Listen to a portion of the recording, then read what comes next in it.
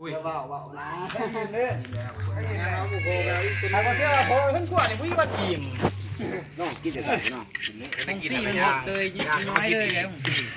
สบายดีพี่น้องวันนี้มาขายงวเอานี่เป็นตัวที่3พบกับเบาใหญ่คนมักจวดเนาะนี่โอ้เนื้อสดๆพี่น้องนี่งวตัวใหญ่ล้าน5พี่น้องล้าน5นี่โอ้วันนี้เขามีแจ่วน้ำเนาะมีแจ่วน้ำนี่ก็บ่เจอก่อนนี่วัดเนาะ เฮ้ยเลือดอะไรนั่นนี่ โอ้นี่เดือดสดๆพี่น้องนี่เดือดนี่โอ้ เอาข้าวบ่ นี่โอ้เอาจักบาทพี่น้อง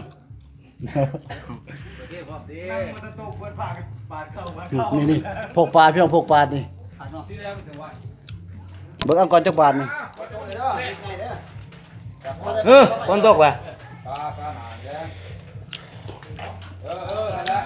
โอ้ยงาโพดึงโอ้ยบ่ได้กิน มุ้ยฝ่าย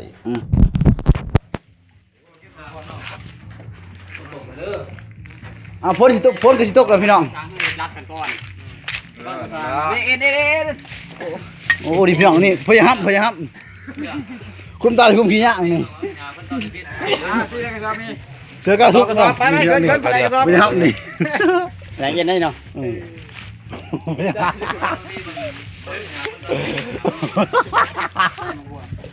นื่อยแล้วมันบ่ค่อยหัวสับ ผมไปจังนี่เนาะผมมีเสือกระทุก